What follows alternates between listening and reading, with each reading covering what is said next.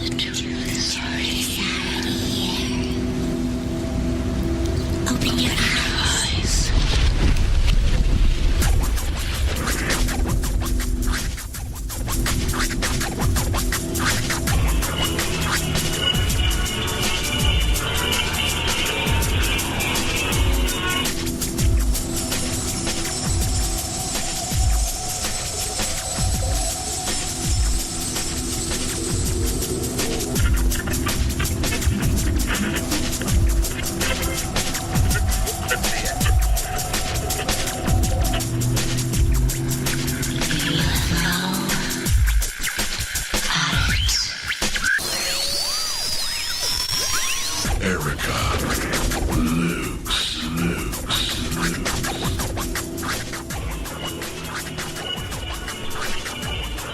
Good evening and welcome to UFO Audit.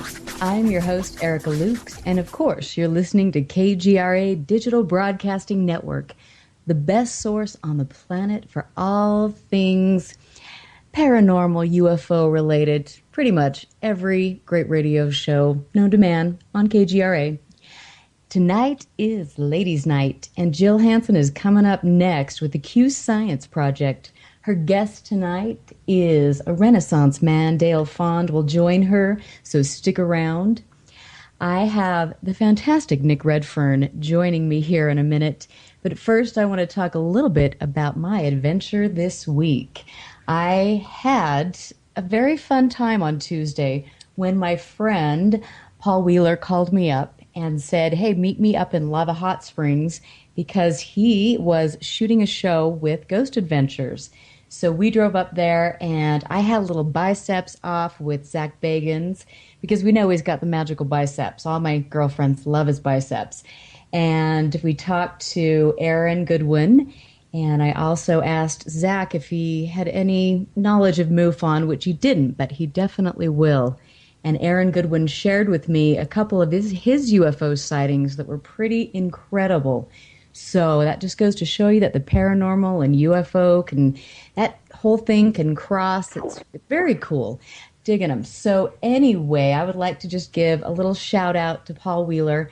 He is fantastic. He's from Utah, and he has Grim Ghost Tours, an amazing paranormal investigator.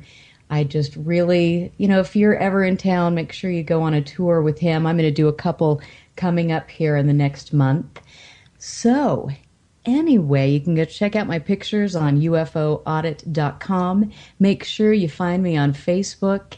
And now we're going to get to one of my friends, a fantastic man. He does everything, and he knows so much about every subject. It blows me away. Nick Redfern is an author of more than 31 books, including The NASA Conspiracies, The Real Men in Black, Keep Out, Contactees, and Memoirs of a Monster Hunt. He's appeared on numerous TV shows, including the History Channel's Ancient Aliens, Monster Quest, UFO Hunters. He writes for many different publications, and I love all of them. He's the contributing editor for Phenomenon magazine. He writes for Mysterious Universe, Fate magazine, and Cryptomundo. In September, he'll be releasing 3 new books. Can you believe that?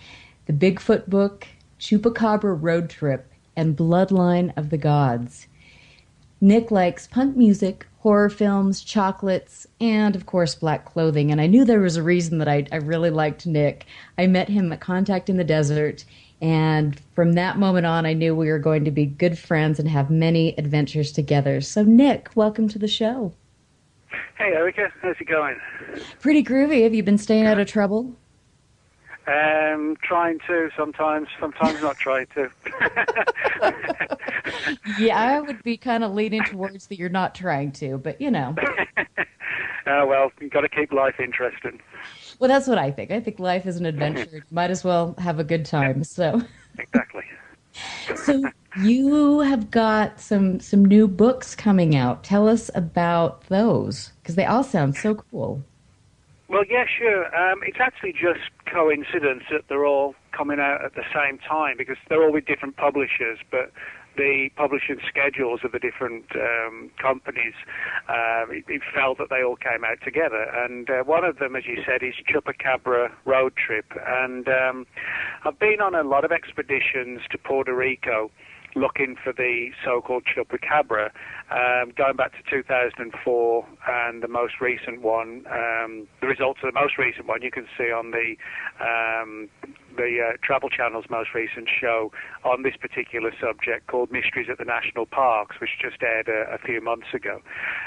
So the book is like a 10-year study of my road trip investigations, written in sort of like a diary style, me trying to get to the heart of the Chupacabra mystery.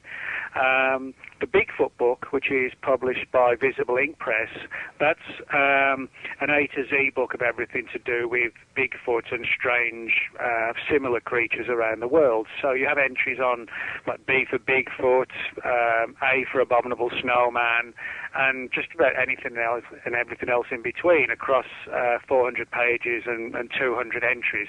So you can sort of dip into that book.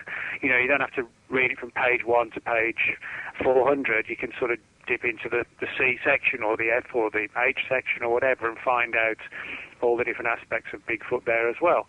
And Bloodline of the Gods deals with a controversial subject, namely the small percentage of the human population that have Rh negative blood. It's roughly round about 10%. And one of the weird things, a lot of people who are Rh negative are interested in paranormal stuff, in UFOs, and a lot of people in the alien abduction phenomenon, they have Rh negative blood. And it's given rise to the theory that possibly Rh negative blood could have been something genetically manipulated in the distant past by extraterrestrials. So that's sort of a full-length study of this almost like elite small percentage of the human population that is slightly different to the rest of us.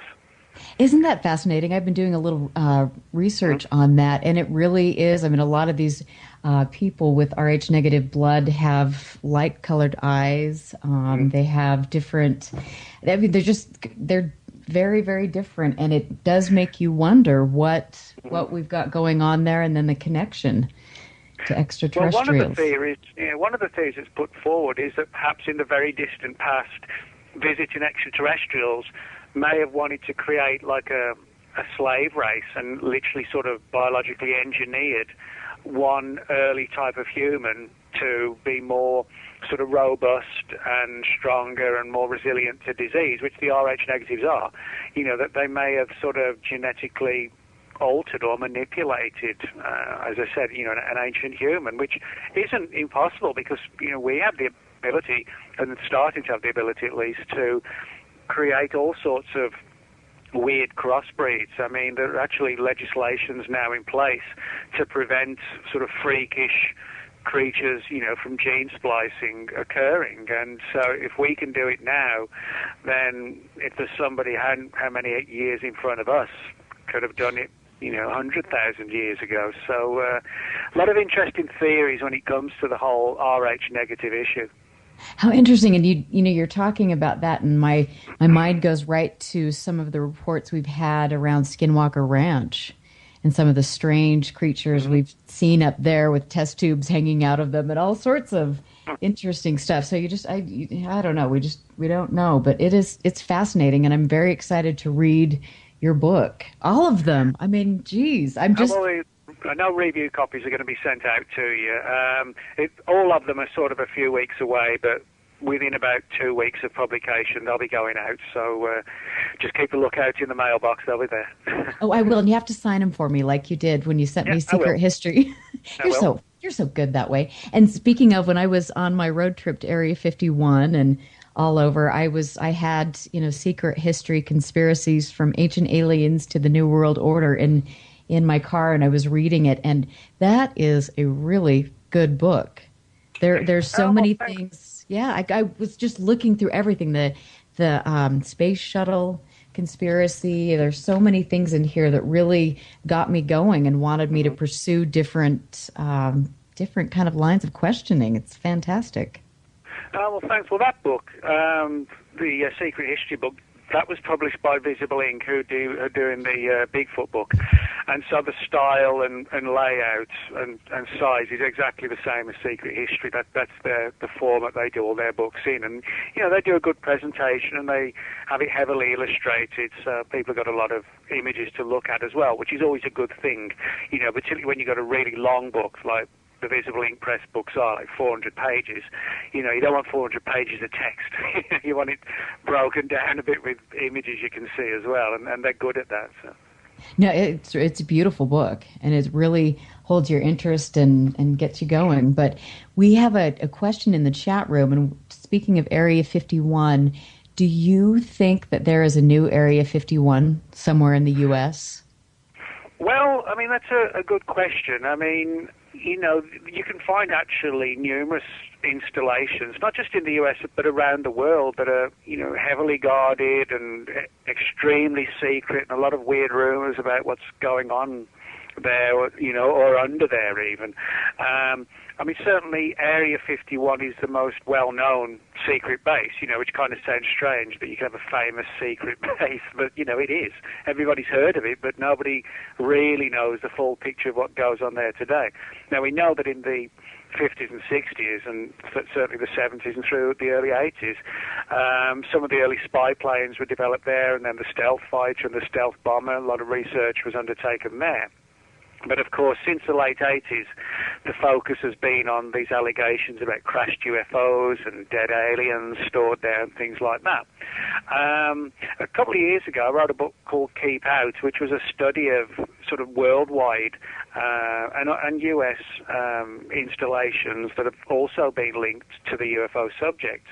And one of them was Fort Detrick in Maryland, and where they do a lot of defensive research to try and understand, viruses, biological warfare, to ensure that we don't get hit by, people who want to do us harm. If they try and unleash, chemical weaponry or viral weaponry, that kind of thing. And there have been rumors about so-called alien viruses being studied at Fort Detrick, which is a heavily protected and guarded facility. Reportedly, the research is focused on trying to understand alien viruses and alien biology derived from dead aliens recovered at UFO crash sites. Another one that's been linked to stories of dead aliens stored deep underground is actually not a million miles from you, and that's the Dugway Proving Ground. I was just going to mention that. Yeah, well, over the years, a number of stories have surfaced claiming that in sort of the lower levels, the below ground levels of the Dugway Proving Ground, there are a number of alien bodies stored in various degrees of different conditions depending on the severity of the crash, but where they've been studied and carefully preserved for decades. And certainly in today's world, there's no doubt that with the the fear of World War III looming and all sorts of things people are talking about today, the focus has certainly been on to sort of extend and refigure underground installations, even some that were sort of mothballed, in the 80s and 90s when everything seemed to calm down a while, and now it's all sort of reared up again. So, there are a lot of underground places where anything really could be hidden, and it could be almost like hidden in plain sight. So it wouldn't, I don't have hard and fast evidence, but certainly places like Fort Detrick and Dugway have been linked on various occasions to similar stuff allegedly going on at Area 51. Well, that's interesting. And the more I've researched Dugway, especially being a Utah native, the more I'm just fascinated with the history of that place, which is quite phenomenal and frightening. And then, the recent reports, we had a UFO sighting, oh my gosh, it was a couple years ago over that area. And then a little vial of neurotoxin went missing from Dugway, and it was on lockdown. And it was just a really interesting, story to see the UFO sightings, see the base on lockdown. And then, a year ago too, we had a fellow that was on the base that disappeared, and nobody knows where he went to. And so there are lots of interesting mysteries surrounding that area. And of course, it's top secret, so we'll never know. But in my opinion, when you live close to something like that, at the very least, you should be looking up or looking around and paying attention to the surroundings. Well, yeah, I mean, you can find this sort of pretty much everywhere. I mean, ironically, my dad, his working career, he worked as a carpenter, and he lived, or we lived, I should say, when I was a kid, near a town called Cannock in central England. And one day he was basically brought in to work on one particular project. It was like at a swimming pool and a keep fit facility, but the swimming pool was at a below ground level. It was under the ground, and he was asked to fit these huge, thick doors, and couldn't figure out why. These doors are like metal and wood, and literally like a foot thick. Why would you have doors below ground into the entrance of a swimming pool that were a foot thick? Sort of 15 feet below the surface. And it turned out that the local government had actually made sort of a secret contract with the owners of the swimming pool that in the event of like a nuclear attack on the UK, the lower surface of the swimming pool could be converted into like an emergency management system for local government, and these doors would act as blast doors. So in other words, you can actually have this is just obviously very small, but you can have like a small underground installation that seems totally innocuous and innocent, but in an emergency management situation, it can be sort of refurbished very quickly into something else. And that would sort of go along for like a lot of the old, tunnels and sewer systems under the US that aren't in use. They could be reconfigured into something very different. How interesting. We've got lots of, tunnels under the LDS temple. And I mean, just so you know, out, all over Salt Lake and in Utah. I tell you, this place is pretty interesting. We need to get you out here for a little investigation. Yeah, because I can sort of do a little lecture if you like while I'm out there as well, and sort of update people on what's going on with various things. Hey, and then we'll go to Skinwalker Ranch. We've been talking about this. That'd be cool. Yeah, that would be cool. I've never actually been there. There's, in a lot of the sort of weird monster and paranormal hotspots, I've managed to go to, like, for example, Roswell and Point Pleasant, where the Mothman was seen. But Skinwalker Ranch, that's one I still haven't had the chance to get to yet. Well, we're going to have to do that. And I told you that we cool. should, get out my 65 Ford Galaxy convertible and do a Thelma and Louise, except, you can be the boy. So we'll have to make up the ending where we go off the cliff, Well, me driving, anything's possible. I'm telling you. Well, I guess if you're going to go out, you might as well go out in style, Yeah, well, that's really frightful, actually, for all of us.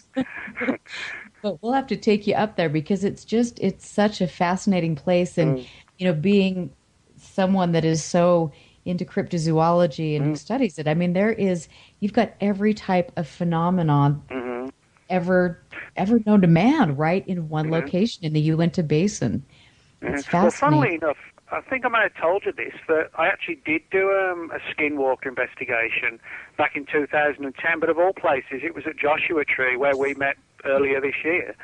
And it was on sort of Native American land, and there'd been reports in the early 80s, going back to the early 80s, of some sort of weird animal attacking livestock, and it was described as like a human-type figure in terms of shape, but with a wolf-like head. Some people call them dogmen or werewolves. But the native people in the area referred to them as skinwalkers, although most of them wouldn't even say the word. They felt it was sort of bad luck to actually even utter the word.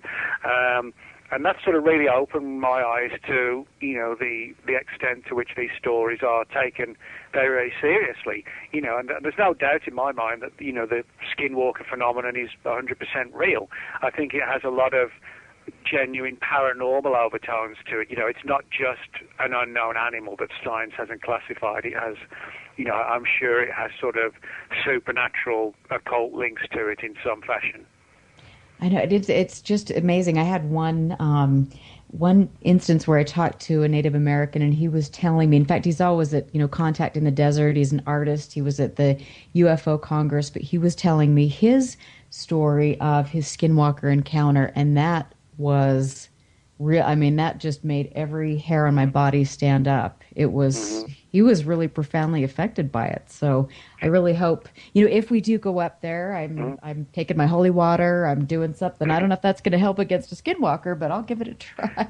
Well, I always say to people that, when you do expeditions, it's fun and exciting, but you've got to be prepared as well. It isn't always just sort of fun and running around the woods with a flashlight and whatever. That you can get into some bizarre and strange situations, particularly when you're dealing with phenomena that sort of straddles the physical world and some other occult realm as well. You have to be very careful about what it is you're dealing with or what you may be dealing with.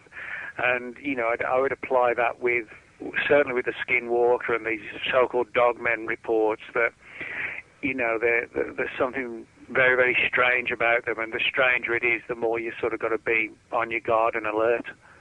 Well, that's so true. And I remember back when I was, in my 20s, and I'm not going to say how long ago that was, but it's like, okay, great. You want to go ghost hunting. You want to do all of these things, and you don't have any reverence for something that you know absolutely nothing about. And that really does put you in a very precarious situation. Well, it does. And even if you're going after something, just an unknown animal, but in a harsh environment, it pays to be prepared. Forget skinwalkers or Bigfoot. You go out in some of the thick, dense woods, particularly like Florida and Texas, you've got to watch out for snakes and, all sorts of things, just the everyday animals that can cause you a lot of trouble. So you need to be on your guard at all times, not necessarily just for the one you're looking for. A classic example, I did a TV shoot with Fox News in 2010, where there'd been a chupacabra sighting just outside of an Oklahoma town called Norman. And people had seen the animal in the vicinity of a local lake in the area. So we went out there and found the woman who was interviewing me for the local Fox News team, found these prints, and she was like, "Oh my God, I found some chupacabra prints right by the edge of the water. And can we get the camera guy out, and can we interview you by the prints?" And I said, "Well, we can, but you better be on your guard, because they're not actually chupacabra or prints at all." And she said, "What are they?" I said, they're large alligator prints. and I've never seen anybody move quite so quickly, I don't think. And, so this is what I mean. You have to be on your guard for just the regular things. And from the tracks alone, I would say that alligator was like a good 12-footer, something like that. Dear Lord. But you try and fight off a 12-foot alligator, it's still going to do you some damage, even if you manage to get away. So, you need to be aware of the known animals as well as the unknown ones as well. Well, I will say that you do, and I tried to go chupacabra hunting with you at Contact, and you weren't really having it. But maybe that's because we weren't exactly in the right territory. Oh no, I was fine with it. I thought, didn't somebody say that they didn't want? Was it? They didn't want to go because of worrying about snake. Oh no, I don't mind. I'm fine getting out in the wilds at midnight. I don't mind. Well, okay, next time. As long as I got a flashlight and I'm cool. Yeah, well, that's all right. We'll be prepared next time we do that. But for me, I think going out in the woods at midnight looking for this or that, it's fun, it's cool, and you may actually stumble on something, Well, at least it makes a good story. So, that's true. That is true. But we are going to get ready to take a break, and I just want to thank all of you in the chat room. You've got some amazing questions to ask, and I'm sorry that I can't get in there, but I'm running defense through Jamie. So anyway, keep asking your questions. I will be asking Nick questions, and we're going to talk about Men in Black and more UFO stories. Good stuff coming up, so stick around. I'm Erica Lukes. This is UFO Audit, and we will be right back.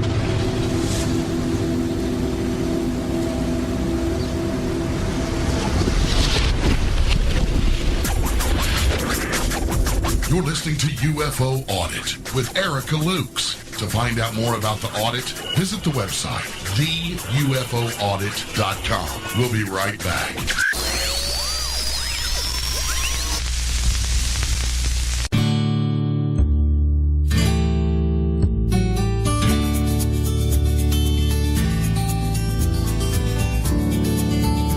For the thousands of wounded warriors returning from battle,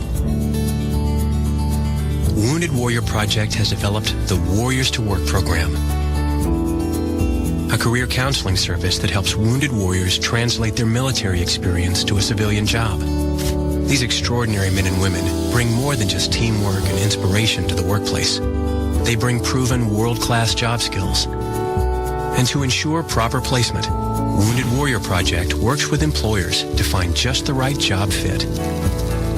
Talented, skilled, and eager to get back to work, you have the opportunity to hire a seasoned veteran. Contact Wounded Warrior Project at findwwp.org. Welcome home the brave. Imagine no longer being tied down to your computer, but having the freedom to take live talk radio with you anywhere you go. TalkStream Live introduces our first ever iPhone application. The talk shows you follow now follow you. And your iPhone is now the fastest and easiest way to stay connected to the best talk radio on the internet. Let TalkStream Live transform the way you listen to radio. Listen to live talk shows 24 hours a day, 7 days a week. Mobile talk radio from TalkStream Live. Now available in the iTunes App Store. Hey everybody, what's up? Jimmy Church of Fade to Black, and check this out. The 2015 MUFON Symposium will be held this September 24th through the 27th in beautiful downtown Irvine, California. Expanding ufology, opening new doors in academia, industry, and media. Former Defense Minister of Canada Paul Hellyer will be there in person. Former CNN news anchor Cheryl Jones, TV news journalist Jaime Maussan, and MUFON's chief photo analyst Mark D'Antonio. They're just a few of the growing list of names for the 2015 event. It's September 24th through the 27th at the beautiful Hotel Irvine.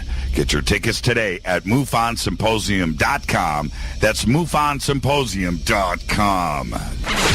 Always on the edge of the hottest alternative talk. No way you could keep a secret as big as covering up a UFO. Is this how evidence is suppressed? Always has been. Always will be. KGRA, The Planet.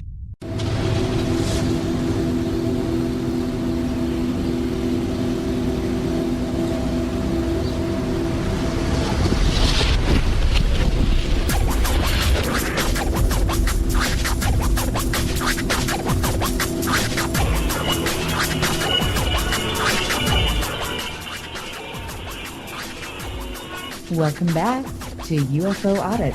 I'm your host, Erica Lukes, and I'm here with Nick Redfern. And we've got lots going on in the chat room tonight. I'd like to thank Jill Hansen and Ryan Sprague and Bill, and all my people are in the chat room, and I really appreciate it, you guys. Thank you so much for being there and asking your great questions and just being a part of my little UFO Audit family. It's fantastic. Next week, I've got a cool show coming up. I will be interviewing Richard Dolan, and I don't think he needs any introduction. He's a brilliant historian. To watch him speak is just out of this world. He's great. So come to UFO Audit next week at 8 p.m. Eastern Standard Time and tell your friends and all of that cool stuff. But now we're back with Mr. Redfern. We were talking about 50 different things when last we parted, but let's go into the Men in Black phenomenon, because this is a good one. Well, yeah, I've written 3 books on the Men in Black. The third one actually comes out in the next couple of weeks. And most people, you think of the Men in Black, they think of Tommy Lee Jones and Will Smith, I think, from the movies. But the reality is, most of the Men in Black stories are very weird, and mainly because the real Men in Black look so weird. They're sort of typically described, even today, wearing sort of like old 1950s style black fedora hats, sort of, again, 1950 style suits and, like the skinny black ties. And they're very, very pale looking, almost like sickly and anemic looking, very skinny, short, 5 feet tall. And they sort of typically visit and interrogate people late at night. People get a bang on the door like midnight, 3 slow knocks on the door. Most people with even half a brain, at least they're not going to open the door. You're going to think, who the hell's that? But what happens with the Men in Black cases, it's almost as if the Men in Black have the ability to take control of the person's common sense factors, if you like, and they actually open the door and let people in without any sort of forethought to their safety. And the Men in Black, sometimes they sort of shuffle in this weird shuffling motion and start grilling the person. And it's a very strange, almost surreal, dreamlike situation where, like I said, it's as if the Men in Black have somehow taken control of the person's mind to get the information that they want. And so, in other words, the real stories, don't come across like somebody from a government agency flashing an ID card and said, hey, we're from this agency or that agency. No, they're sort of very, very strange. And there are a lot of tie-ins and crossovers between the Men in Black mystery and the so-called Hat Man, the Shadow People. They all seem to be sort of various categories of the same phenomenon. And I guess, because I've written several books on the subject, I get a huge number of reports. At least, a couple of reports a week for years. And the sightings today are just like they were back in the 50s. Like I said, they dress the same, they look the same.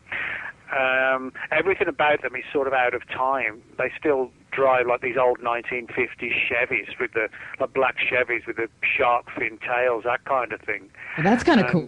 But they it is cool, but it's kind of weird that that they still operate in that fashion. And there are some cases where the witnesses have actually thought that the interview, if you like, or the interrogation didn't occur sort of physically. They felt it was almost like a holographic thing projected into their mind, as if, it occurred in almost like not a dream state in the sense of hallucinating, but like I said, in a holographic state where it was almost like the Matrix scenario, in the Matrix movies where Keanu Reeves, is in this dream world, not realizing it's not the real world. And that's what some people have drawn an analogy to with some of these Men in Black visits. They seem almost like a holographic type thing. Isn't it interesting? And you and I had a conversation earlier, and we were talking about the Men in Black, Women in Black, and I asked you about, we at MUFON, we do not get a lot of Men in Black cases. And so I had asked you what your take was on that. Will you just explain that? Yeah, I actually think the reason why is probably quite down to earth and simple. I think what happens is that when witnesses have strange phenomena encounters and they want to speak to someone, they do the natural thing, they search the internet. And I think they tend to go towards people who they know have written and investigated extensively about those topics. So it may well be, they type in Men in Black and it, the first couple of pages will probably link to a couple of my articles and maybe an Amazon link to one of my books. So I think that's what happens. And I think that's why, although I get a lot of Men in Black reports, I get a lot of Chupacabra reports because I write a lot about the Chupacabra, I don't get much in the way of like abduction stories, or shall we say, flying saucer landing stories, because something like, somebody said they saw a UFO land, they probably would be more likely to go to MUFON with something like that. If they saw a skinwalker, they would probably search out who's the best person to speak about skinwalkers. So I think it's interesting that witnesses probably do sort of gravitate towards people who are studying the things that they're interested in, and it makes sense, and it probably helps them get answers quicker as well, I would think. So what would you say to somebody who's investigating or researching this subject and dealing with witnesses and they tend to not believe in the Men in Black phenomenon. What would you say to them? Well, what I would say to people who don't believe the Men in Black phenomenon is, don't just base your conclusion on, well, you just don't believe it. Look at the credible, long history and body of reports. I mean, Men in Black reports don't just go back to the early years of ufology. There are reports from the turn of, like, the 1900s, sort of 120 years ago almost now, and some reports even earlier than that. I mean, I've literally got hundreds and hundreds of stories. There are reports from police officers, military personnel, scientists, academics who have been visited by the Men in Black purely because, not necessarily because they were looking into the UFO subject, but because they were in the right place or the wrong place at the right time or the wrong time and had a UFO encounter.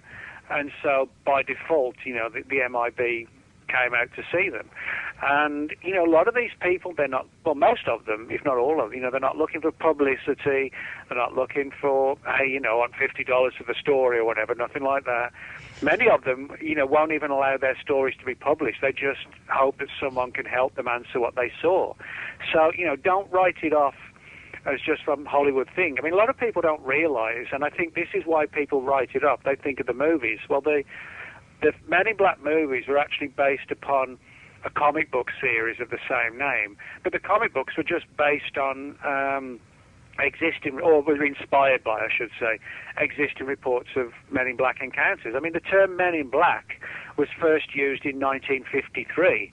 And the first book it was mentioned, the term was used in, was Graybarkers, They Knew Too Much About Flying Saucers, which was published in 1956. I mean, that's next year, that'll be 60 years ago when the term Men in Black was first used in a book. So, in other words, it's nothing new. The Hollywood image of, like I said, Will Smith, Tommy Lee Jones, that's like 15, 20 years old. The Men in Black term and the imagery is like 60 years old. So people should be focusing on the reality of the cases, not getting wrapped up in just saying, oh, it's all nonsense and Hollywood stuff, It is funny to me because with this type of research, I think it's kind of cutting off your nose to spite your face if you discount everything that seems out of the ordinary. It's like if you don't have an open mind and you can't look at credible witness testimony and all of these things coming in, then maybe you should get out of the way and let people that have a little bit of open mind and common sense get in there and really research this, because otherwise we're just going to be spinning our wheels, I think. Well, yeah, you're right, because, I mean, you make an important point, because I always tell people, and that's actually sort of parallels what you've just said, that, I always tell people that the most important people within these fields, whether it's cryptozoology, UFOs, paranormal, whatever, the most important people are the witnesses, because without the witnesses, we actually don't have any stories to go on. Unless people relate their accounts to us, we've got nothing. So, that's why we need to show respect to the witnesses and listen to them carefully, not poke fun at them, but because they're the ones who are telling us the stories that hopefully will help us understand the nature of the phenomenon. And a lot of people often forget that. There's unfortunately a lot of big egos in these fields. And no, there isn't. Well, are you kidding? Surprisingly, yes, there is. And they think they think they're bigger than the subject. They think they're bigger than the people who buy their books. I can tell you some real horror stories, about that. But they're not. They're only where they are because of the witnesses who are being good enough to share their stories and allowing them to go into print. And that's why we need to focus on witness testimony, because that, somebody said they saw Bigfoot, somebody was present at the Roswell crash. Well, they're the most important people. We need those stories, Right. And I think that's so true. And that's one thing that I love about being an investigator is talking to people and having that personal experience, because I would dare say that, 98% of the people that I am investigating, their cases, they're very genuine people who who are a little bit scared, perplexed, and almost embarrassed. They don't know what to do, and so I think that people don't generally reach out if they don't feel they've had an incredible experience, and we have to honor that and value their stories. Yeah, and I think there's. I mean, I'm not sort of putting this down on everybody in ufology. But there are some people who I've like I said, I've seen some real horror story situations at conferences. Certain speakers who I won't name on the air, who they're like, well, I'm going to give 10 minutes for autograph signing, and if people haven't got them by then, that's just tough luck, And I'm like, I actually went up to one of them once and said, look, these people are buying your books. They've come to see it. They pay good money to come to the conference, to fly, to get a hotel room. And you're putting them on a 10-minute time limit just so you can go back to your hotel room or whatever. No, that, for me, that's like the most worst approach you can take. Like I said, people coming to you, speaking to you, show respect. Don't have a head that's going to explode through the roof of your house. Well, it's funny. I think there are egos, and unfortunately, it doesn't really do a lot to help further research. No, I mean, don't get me wrong. I mean, in this sort of field, you've got to be strong-headed, you've got to be confident, because there's always some person who wants to knock you down or criticize you. And I learned at an early age, not just in this field, but in any aspect of life, when I was a kid, you've got to have thick skin, you've got to stand up for yourself and say what you think. But, in these sort of fields, you've got to multiply that 200%, and so people, like I said, there's always somebody who wants to knock you down, somebody criticize you for this, and as long as you're confident in what you're saying and what you're doing, and you can forcefully back up what you're saying and what you think and why you think it, then that's the approach I think that is the best one to take.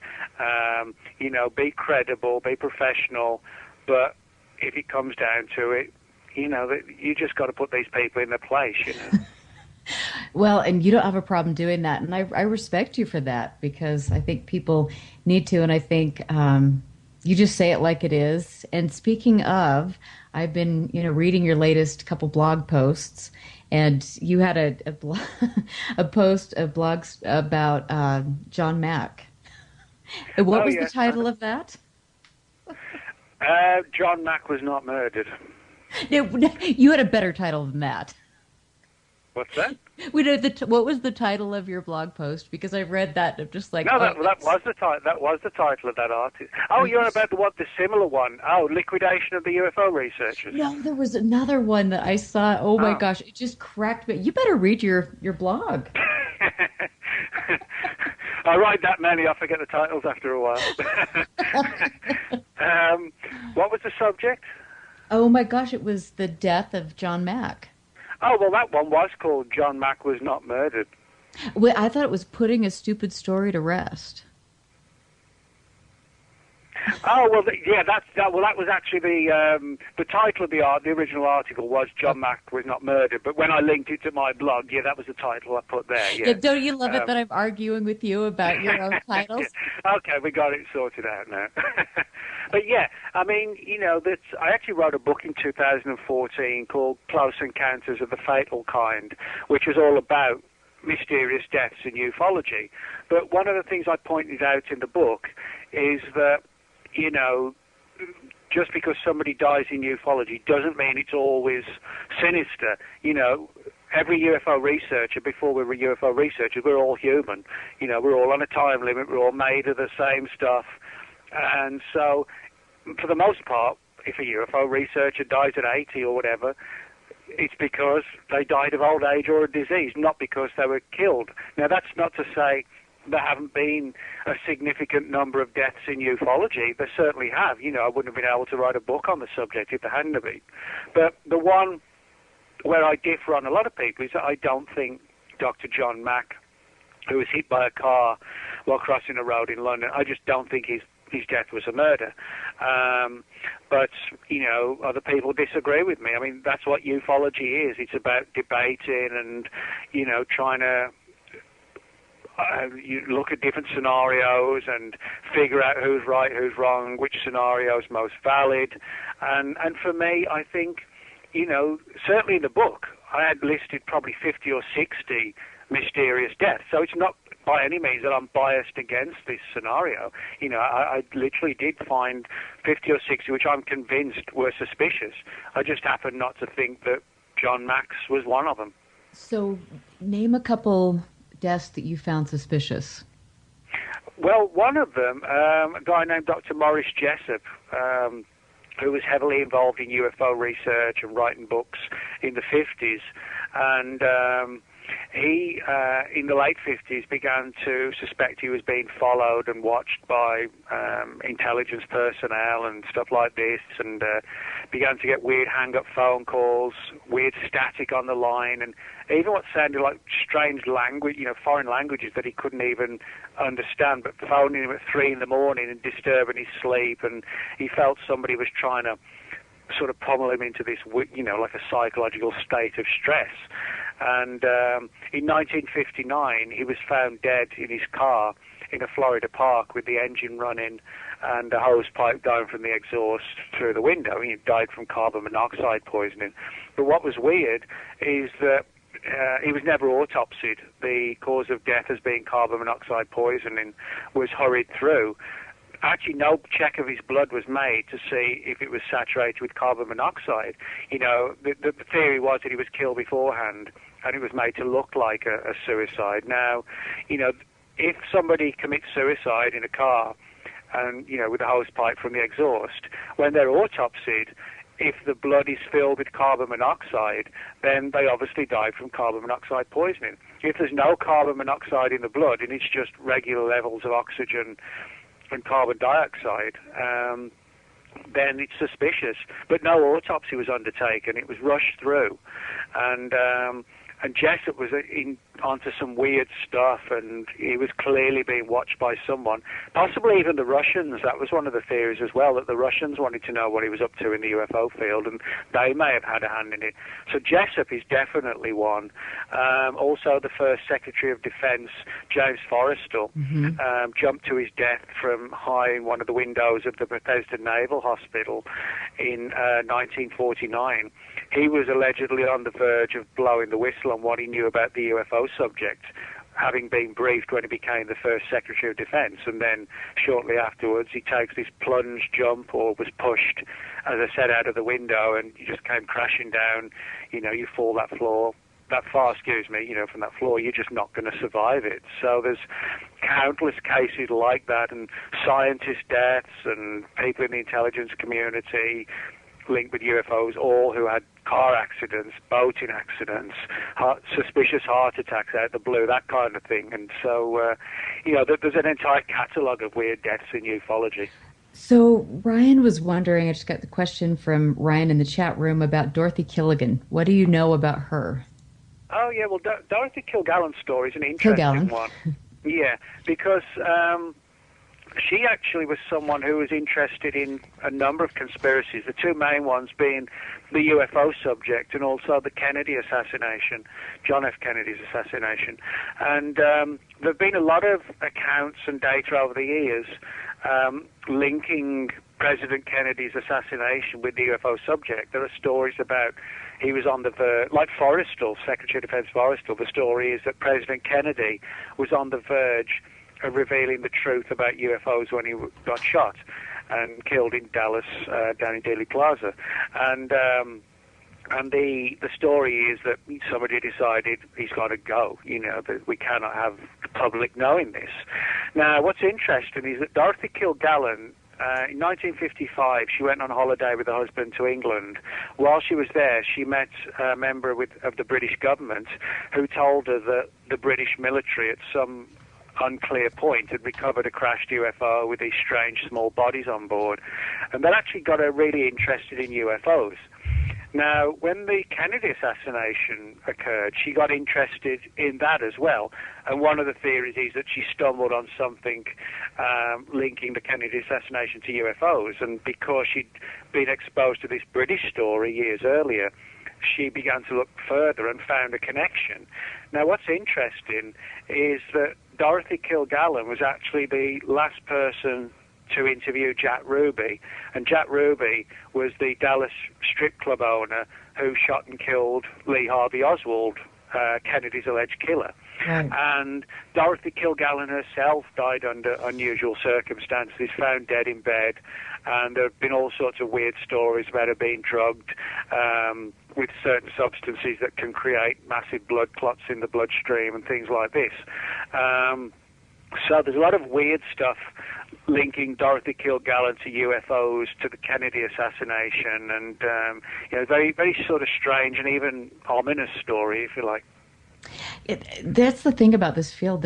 You could go in many different directions, and you would never run out of things to research or look at. It's just fantastic, and I'm impressed with the people in the chat room who know all of this stuff. And I don't know, Nick, you probably can't see this, but we've got some great conversation in the chat room tonight. So thanks, guys. Oh, cool.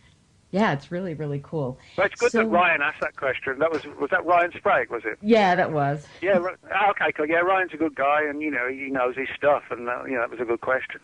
Yeah, I'm actually going to be hopefully talking with him pretty quick. He's a great guy. He's done so much, and everybody loves him. And he's got a cute new girlfriend, I have to say. So, good. Well, I'm always seeing great posts on Facebook. But Nick, what are you doing next? I mean, you've got your books coming out. What big projects have you got coming up?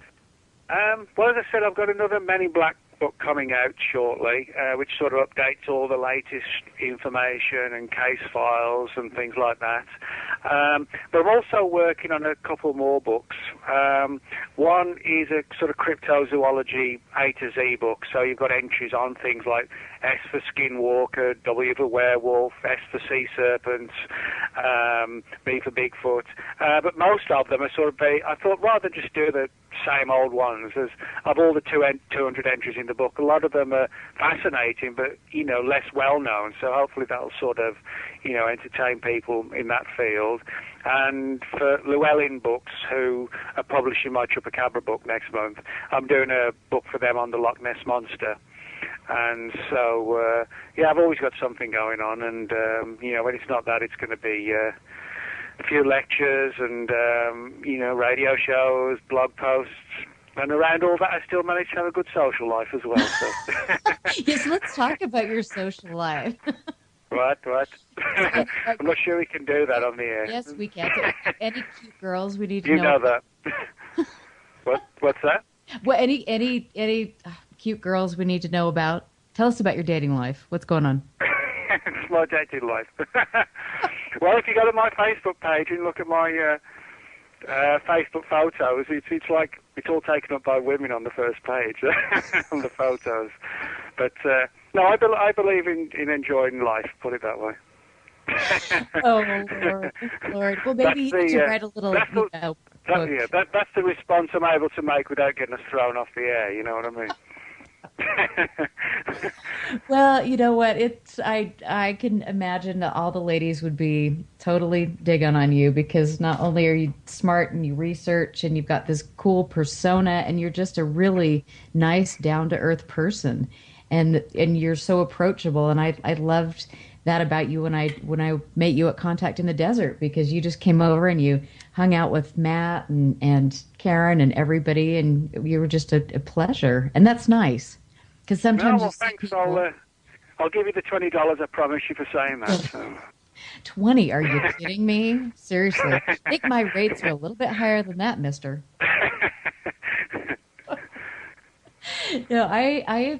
We've got like 4 more minutes, but I have to just ask you about the women in black, because I think this is really cool. What, do you mean the ones I take out on a Friday night, or the stranger ones? Well, let's start with the ones you take out on Friday night. Oh, the goth ones. Yeah. I like goth girls. Yeah, I like girls who look like Abby off NCIS. Oh dear. Well, but What's that? Oh, that's just funny. I'm sorry. I'm just trying not to laugh too hysterically. Okay. But the other women in black, that's actually another book I'm working on. I'm working on that many books, I forget myself which ones I'm working on. But, I mean, as well as the men in black, I mentioned you have the similar crossovers like the Shadow People, the Hat Man and things like that. And even the Black-Eyed Children, I think, fall into that category. But far less well known are the women in black stories. And I'm about 2/3 of a way through a book on women in black accounts. And sort of as the subject suggests, we're talking about sort of female equivalents of the men in black. And they kind of look similar. They wear sort of a typical sort of like a black businesswoman suit. But like the men in black, they look very, very pale. Almost like unhealthily pale to the point of it being white. Like the men in black, they try and force their way into people's homes, and they use sort of disguises or guises. Very often they pose as like census takers. They try and find a way in and ask questions about the family and things like this. And then they start asking weirder questions about, have you had any strange dreams, this kind of thing. And it turns out that these people are typically abductees or contactees who have had a UFO experience. And there are no end of reports going back. The earliest reports I've got are from the 1920s right through to the present day of people being visited by women in black instead of men in black. The cases are as creepy as the men in black. And hopefully, people find that book fascinating because hardly anything has ever been written about the women in black. And as I said, it's a book that's sort of like a work in progress because I can only I'm like 3/4 of the way through, but I can only add to it as more reports come in. But over time, it'll fill up, and I'll reach that final point eventually. So. Well, life is a trip, and there's so many fascinating stories, and I'm really grateful to you for always, getting all of those stories out to the public because we need to know about these things, and I really believe that the men in black phenomena, the women in black phenomena, I mean that's very real and it's happening and people are terrified, and so I look forward to reading your new books, and I am very grateful that you're my friend. I have a great time with you, and I learn a lot from you. You're very kind, and all of us, just everybody in the chat room has had a great time, so we've got to wrap it up and get ready for Jill Hansen. But Nick, you were fabulous, and tell everybody how they can find you and where you're speaking next.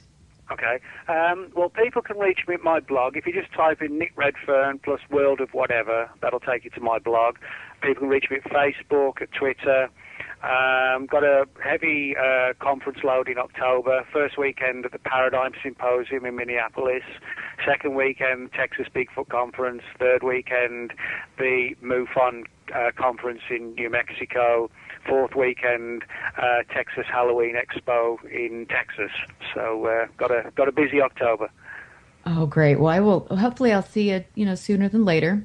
So okay, cool. come into town and we'll do the Thelma and Louise thing. Guy version, right. Maybe. But thanks for coming, and I will talk to you very soon. And then we are going to get ready right now for Jill Hansen on the Q Science Project. I'm Erica Lukes, and thank you all for listening tonight. You can go to UFO Audit on YouTube, and I will be downloading some fun videos. Make sure you have a safe weekend. Stick around for Jill, and I'll see you next week for Richard Dolan. Have a good night.